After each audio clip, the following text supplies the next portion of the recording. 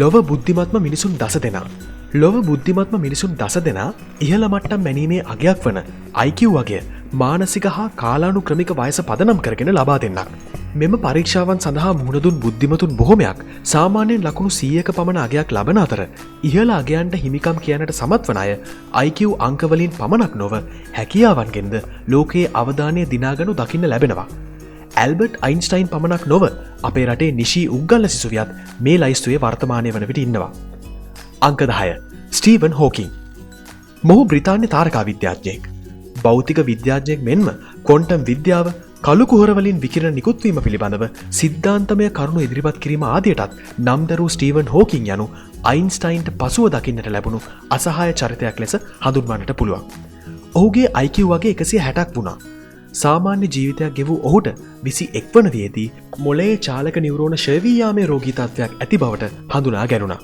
1942 එංගලන්තයේදී උපන් Steven හෝකින් Cambridge සරසවියෙන් තම ආචාර්ය උපාධිය සම්පූර්ණ කර ඔක්ස්ෆර්ඩ් සරසවියෙන් ස්වභාවික විද්‍යාවද 1950 දී හදාරා තිබුණා. 1959 පමණ වන විට ඔහුට චාලක නියුරෝන ආබාධ තත්ත්වයක් පවතින බවට හඳුනා ගැන්වූ අතර ක්‍රමක්‍රමයෙන් ඔහුට දේහ චලන සිදු කිරීමට අපහසු වුණා. ALS ලෙස හැඳින්වෙන මෙම රෝගය නිසා ක්‍රමක්‍රමයෙන් ඔහුගේ පේශී මෙහෙයවීමේ හැකියාව ගිලිහුණා. අවසානයේ රෝද පුටුවක කල් ගෙවන්නටත් ස්ටීවන් හෝකින්ට සිදු වුණා. නමුත් ඔහු දිගින් දිගටම තමන්ගේ බුද්ධි මහිමය ලොවට හෙළිදරව් කරමින් එතෙක් මෙතෙක් විද්‍යාඥයන්ට හිතා ගන්නටවත් නොහැකිව සිටිදේ තම පර්යේෂණ හරහා එළි දැක්වුවා. මේ නිසාම පරිගණක CPU නිෂ්පාදනයෙහි නම් දැරූ ඉන්ටෙල් ආයතනය සහ ලෙනෝවෝ ආයතනය හා එක්ව මොබයිල් ආයතනය විසින් ලබා දී තිබුණු ඔහුගේ ඉලෙක්ට්‍රොනික රෝදපුටුවට පරිගණක පද්ධතියක් එක් කරන්නටත් තීරණය කළා. මේ නිසා ඔහුගේ ආබාධ තත්ත්වය යටතේදීත් තමන්ගේ දැනුමෙන් ලොව පෝෂණය කරන්නට ඔහුට අවස්ථාව හිමි වුණා. 2018 වර්ෂයේ මාර්තු 14 වෙනිදා එනම් අයින්ස්ටයින්ගේ උපන්දිනය දවසේදී ස්ටීවන් හෝකින් මෙලොවින් සමුගත්තා. අංක 9 ඇල්බර්ට් අයින්ස්ටයින්. වසර 1879 මාර්තු 14 වෙනිදා උපන් අයින්ස්ටයින් ප්‍රඥාගේ හිස කුඩා කාලයේදී අවප්‍රමාණව පීඩා තිබීම ඔහුගේ දෙමව්පියන්ට කනස්සල්ලක් බවට පත් වුණා. ඔවුන්ගේ වෛද්‍යවරයාත් මේ රෝගයකයි සැක පළ කළ නමුත් කෙටි කාලයක් යත්ම හිස සාමාන්‍ය ප්‍රමාණයට පැමිණුණා. නමුත් ඔහුට මානසික වශයෙන් රෝගී තත්ත්වයක් ඇති බවට තවදුරටත් දෙමව්පියන් සිතුවේ අවුරුදු 4ක් වනතුරුත් ඔහු කතා නොකිරීම නිසායි. දිනක් සියල්ලෝම පුදුමයට පත් කරමින් කුඩා ඇල්බර්ට් අයින්ස්ටයින් මේ සුප් එක හොඳටම උණුයි කියා කිව්වා. සාමාන්‍යයෙන් බහතෝරන වියෙහි ළමෙක් මුල්වරට තනි වචනයක් අමාරුවෙන් ගෙතුවත් මොහු එක්වරම තේරුමක් සහිත සම්පූර්ණ වාක්‍යයක්ම කීම දෙමව්පියන් විමතියට පත් කළා. මෙතෙක් කල් කතා නොකළේ මන්දැයි ඔහුගෙන් විමසූ විට කියා සිටියේ මෙච්චර කාලයක් හැමදේම හොඳට සිද්ධ වුණා කියයි. කෙසේ නමුත් නම හැවරදි වියතෙක්ම ඔහුට කතන අපහසුතා තිබුණා. පසුකාලීන විවාහ දිවියට එළඹි අයින්ස්ටයින් තමන්ගේ බිරිඳට ගිවිසුම් පත්‍රයක් සකසා දුන්නා. එහි මා කීවිට ඔබ කතා කිරීම නැවැත්විය යුතුයි ලෙසටද සඳහන් වූවා. බිරිය මේ දේවල් පිළිගත් නමුත් ඔවුන් අවසානයේදී දික්කසාද වුණා. සාපේක්ෂතාවාදය, ස්කන්ධ ශක්ති තුල්‍යවාදය, ප්‍රකාශ විද්‍යුත් ආචරණ නියමවල නිර්මාතෘත්වයට සහ නොබෙල් ත්‍යාගයන්ටද හිමිකම් කී ඔහුට 160ක IQ වගයක් තිබුණා. නමුත් නිතර අමතක වීම වලට මුහුණ දුන් ඔහු වරක් දුම්රියේ ගමන් ගනිද්දී එක්වරම ටිකට් පත හැමතැනම සොයන්නට වුණා.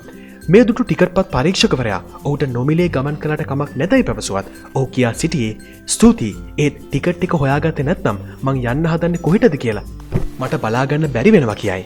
පුරා වසර 76ක් ආයු වැළඳූ ඇල්බර්ට් අයින්ස්ටයින් වසර 1955 දී මෙලොවින් සමුගත්තා. අංක 8 නිශී උග්ගල්ල. දැනට බ්‍රිතාන්‍ය පවුලක උපන් නිශී මෑතකදී අයින්ස්ටයින් පමණක් නොව ස්ටීවන් හෝකින්ද පරදවා 162ක IQ අගයකට හිමිකම් කිව්වා. එංගලන්තේ චැනල් 4 නාලිකාව මගින් පවත්වනු ලැබූ චයිල්ඩ් ජීනියස් නැමැති රූපවාහිනී තරඟාවලිය ජය ගන්නටත් නිශී උග්ගල සමත් වුණා. 13 හැවිරිදි ඇය අවුරුදු 3 දී පටන්ම පොතපතට නැඹුරු වූ අතර තවමත් නිදාගන්නට යද්දී Tamanගේ අතේ පොතක් රඳවා තබා ගන්නට ඇය අමතක කරන්නේ නැහැ.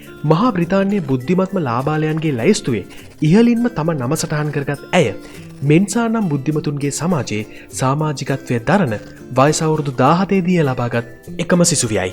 මෙන්සා සමාජිකත්වය ලබා ගැනීමේදී පරීක්ෂණයෙන් සාමාන්‍යයෙන් කෙනෙක් ලබා ගන්නේ ලකුණු 100ක අගයක් පමණක් වුවත් ඇය ලකුණු 162ක් තරම් අගයක් ලබන්නට සමත් වුණා. එය එම පරීක්ෂණයෙන් ලබාගත හැකි උපරිම ලකුණු මට්ටමයි. එම ලකුණු ප්‍රමාණයට ඇල්බර්ට් අයින්ස්ටයින් ලබාගත් ප්‍රමාණයටත් වඩා ලකුණු දෙකක් වැඩි. මම මෙන්සා විභාගයෙන් ඇල්බර්ට් අයින්ස්ටයින්ටත් වඩා වැඩියෙන් ලකුණු ගත්තට ඒ ගැන මම ආඩම්බර වෙන්නේ නැහැ. මොකද ඇල්බර්ට් අයින්ස්ටයින්ව ලෝකයට වැදගත් වෙන්නේ ඔහු සොයා ගැනීම රැසක් කරපු පුද්ගලයෙක් නිසායි. අන්න ඒ තැනට එන්න මට තව ගොඩක් මහන්සි වෙන්න වෙනවා. නිෂී බොහොම නිහතමානීව පවසනවා. මැන්චෙස්ටර්හි උසස් පාසලක ඉගෙනුම ලබන ඇයට මානව කැල්කියුලේටරය කියා මිතුරන් විහිළුවට කියන්නේ. ඇය සතු ඉහළ ගණිත ගැටලු විසඳීමේ හැකියාව නිසාමයි. ඇය භෞතික විද්‍යාවට බොහොම කැමැත්තක් දක්වනවා. ස්ටීවන් හෝකින් විසින් කළුකුහුර පිළිබඳව හෙළිදරව් කර ඇති පොත් වැඩි වශයෙන් කියවමින් ඇය මෙම තරඟාවලේදී වඩාත්ම ප්‍රියතම විශේෂේත්‍රය ලෙසද තෝරාගෙන තිබුණේ භෞතික විද්‍යාවේ කළුකුහර ගැන වූ සොයා ගැනීම ගැනයි. අවසන් තරගේ මුල් වටේදී ලකුණු 20න් 20ම ලබා ගැනීම නිෂිගේ ඉලක්කය වූ නමුත් ඇය අතින් සිදු වූ සුළු මගහැරීමක් නිසා ඇයට ලබාගත හැකි වූයේ ලකුණු 16ක් පමණයි. ඒත් අවසන් තරඟ අවස්ථාවේදී මුලින්ම ලකුණු 10 සම්පූර්ණ කරමින් බුද්ධි කිරුළ දිනා ගැනීමට නිෂී සමත්කම් කිව්වා. මම පොත් කියවන එක විතරක්ම නෙමෙයි කරන්නේ. මම සංගීතය කරනවා. යාළුවෝ ආශ්‍රය කරනවා. මට යාළුවෝ ගොඩක් ඉන්නවා. ජයග්‍රහණය ලැබුව එකට මම සතුටු වෙන්නේ දේවල් කිහිපයක් නිසා. එකක් මේක මම හදාගත්ත මගේ ඉලක්කයක්. අනික් දේ තමයි මම කළුහමක් තියෙන ගැහණු ළමෙක්. මට දැනෙන විදිහට ඒකත් විශේෂයි. මම කැමති මේ විදිහටම ධෛර්යයෙන් ඉස්සරහට ගිහින් අධ්‍යාපනය පැත්තෙන් ඉදිරියටම යන්න. නිෂී විදේශ මාධ්‍යයට මෙසේ පවසා තිබුණා. අංක 7. යූඩිත් පෝල්ගෑ. 1976 දී උපත ලද යූඩිත් හංගේරියාවේ චෙස් සූරියක්. ඇය මෙතෙක් බිහි වූ දක්ෂතම චෙස් ක්‍රීඩිකාව ලෙස සැලකෙනවා. 1991 දී ඇය ග්‍රෑන්ඩ් මාස්ටර් යන පදවි නාමයටත් හිමිකම් කිව්වා. ඒ වන විට ඇයට අවුරුදු 15යි. මේ නිසාම ඇය එකල එම පදවිය ලැබූ ලාබාලතම ක්‍රීඩිකාව බවටත් පත් වුණා. 1989 දී FIDE හෙවත් ලෝක චෙස් සංගමේ හොඳම ක්‍රීඩකයන් 100 දෙනා අතරට ඇය 55 වන තැන රැඳී සිටියා. 2005 දී ලෝක ශූරතා තරඟාවලියට සුදුසුකම් ලැබූ එකම කාන්තාවත් ඇයයි. 170ක IQ අගයකට හිමිකම් කියන යූඩිත් වයස අවුරුදු 5 දී තමන්ගේ පවුලේ මිත්‍රයෙකු සමග චෙස් පෝර දෙස නොබලාම ක්‍රීඩා කරමින් ජයග්‍රහණය කරන්නට සමත් වුණා. ඔයා චෙස් වලට දක්ෂයි නේද? මම නම් දක්ෂ උයන්න යනුවෙන් ප්‍රතිවාදියා පවසද්දී ඇය ඇසුවේ එහෙත් ඔබට ලිපදිහා නොබලා උයන්න පුළුවන්ද කියයි. අංක 6. ෆිලිප් එමිග්වාලි. නයිජීරියානු පරිගණක විද්‍යාඥයෙක් වන ෆිලිප් බොහෝ කාලයක සිට ඇමරිකාවේ තම ජීවිතය ගත කරනවා. තෙල්ලාකර ආකෘතියක ගණනය කිරීම සඳහා නැනවත් ගණිත ක්‍රමයක් භාවිත කිරීම වෙනුවෙන් ඔහුට 1989 දී $1000ක් වටිනා ගෝල්ඩන් බෙල් සම්මානය පුද කරනු ලැබුවා. 190ක IQ වගයක් ලද ඔහුට කුඩා කාලයේදී පාසල් ගමනද අතරමඟ නවතා දැමීමට සිදු වුණේ 1970 දී ඇතිවුණු නයිජීරියානු සිවිල් යුද්ධය නිසායි.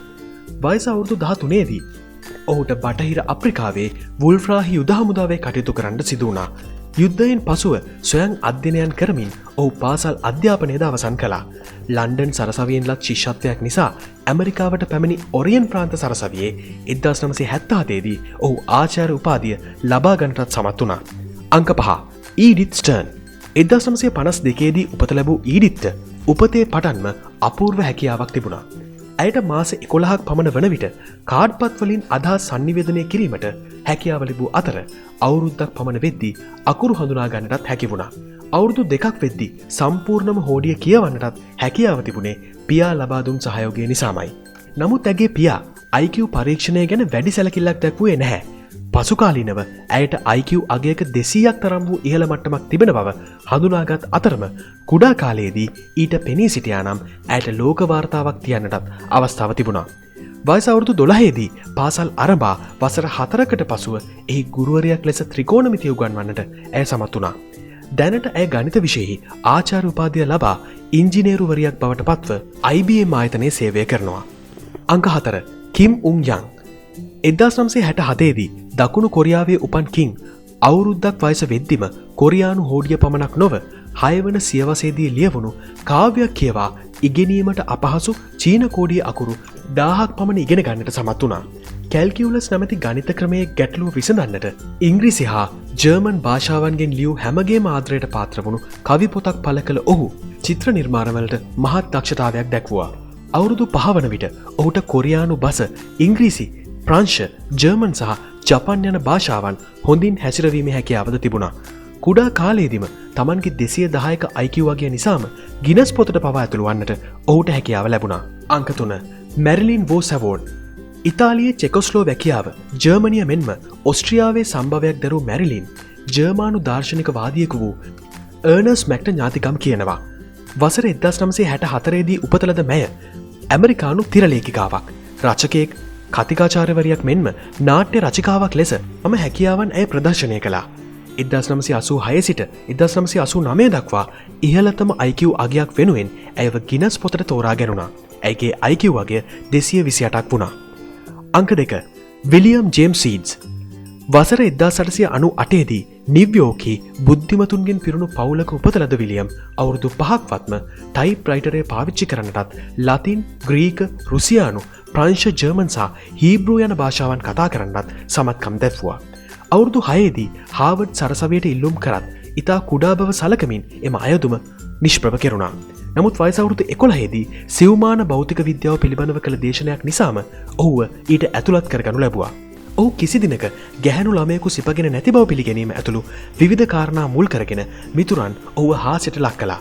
එලෙස හාවර්ඩ් සිසුන්ගෙන් ඇති වූ ගැටලු නිසා විලියම්ගේ දෙමව්පියන් ඔහුව ඉවත් කරගෙන ටෙක්සාසි ගුරු වෘත්තියට යොදවන්නට සිදු වුණා.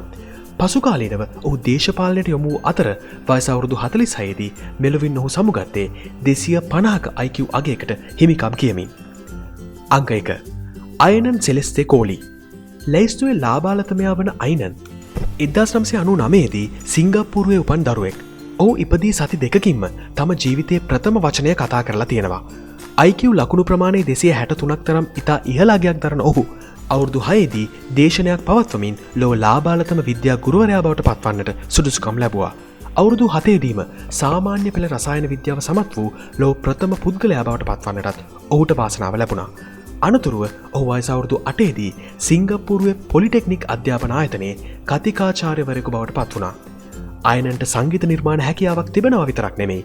ෆයි අගය දශම ස්ථාන 518ක් දක්වා මතකයෙන් කියන්නටත් ඔහු සමත්. මේ වටිනා වීඩියෝ පිළිබඳ ඔබේ මිතුරට හා ආදරණීයන්ටත් බලන්න පහලින් ෂෙයා කරන්න. තාමත් ඔබ අද දවස් YouTube නාලිකාව සබ්ස්ක්‍රයිබ් කරලා නැත්නම් දැන්ම අපිව පහලින් සබ්ස්ක්‍රයිබ් කරන්න. අපි මෙවැනිම වූ වටිනා කියන වැදගත් වීඩියෝවකින් නැවතත් හමු වෙමු. එතෙක් ඔබට සුබ දවසක්. ආයුබෝවන්.